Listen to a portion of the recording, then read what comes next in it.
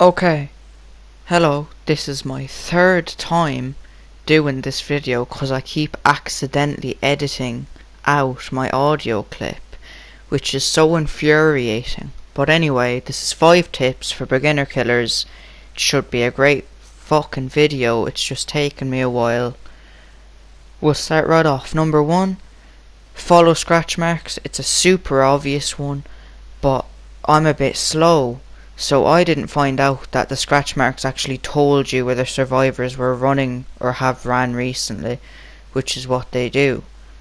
But it's so obvious what they do, but I didn't know this for so fucking long, it's embarrassing. It's just, I couldn't believe it when I found out about it.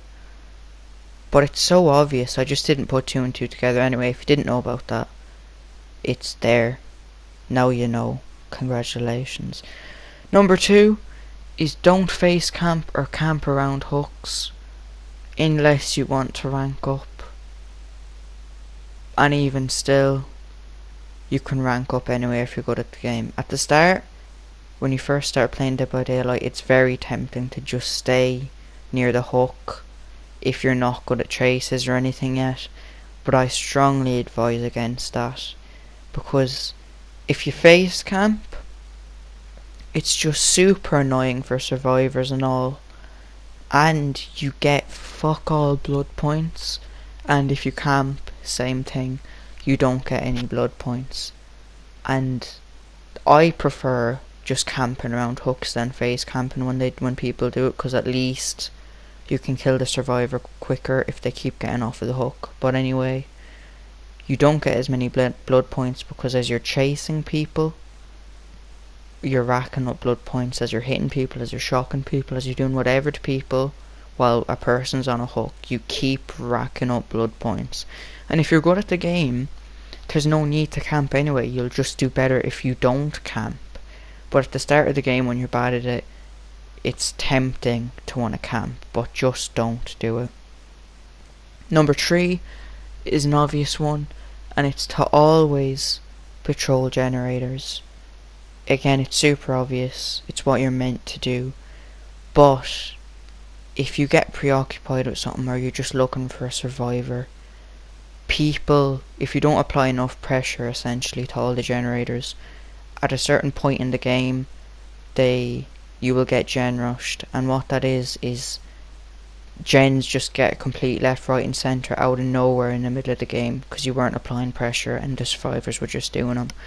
Later on, when you get like a rank 10 and lower, there will sometimes be a survivor that just tries to get you to chase them for the whole game so that their teammates can do all the generators, but you don't have to worry about all that shit until way later. Like, nobody is going to be doing that from like 20 to 10, or it'll be very rare.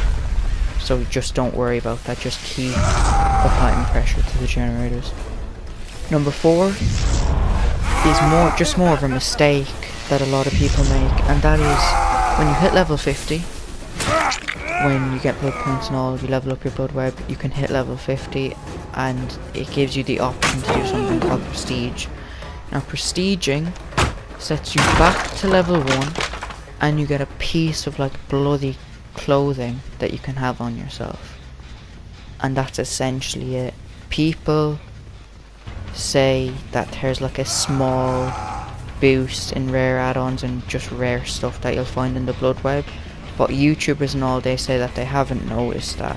So just do not prestige, especially early on. Later on, when you've done like essentially everything there is to do in the game, then there's no reason not to prestige. But at the start of the game, when you hit level 50, just do not prestige. Number 5 is don't play a killer just because people say that they're good. And I'm saying this because everybody has their different play styles when they play killers. Like, everybody has killers that they're good at and killers that they're bad at. Now, listen, like, you might want to look up a list just to find out who the bad killers are, because there certainly are just flat out bad killers that are just going to be very hard to play. Not That doesn't really matter at higher ranks though, but when you get like 15 or lower, it definitely does matter if you're playing as a bad killer. But anyway, find out the bad killers, but don't play a good killer just because somebody says that they're good. And I say this because when I first started playing Dead by Daylight, I was looking at all like what are the best killers list, and the nurse was the top of most of that.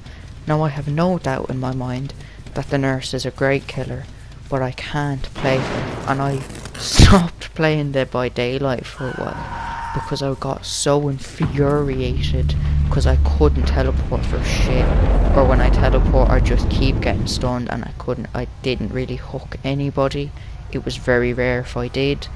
So if somebody says, a YouTuber or whatever, if they say that a killer is good, that you should play this, try it out, sure, but don't think that you're bad just because you're not good at that killer.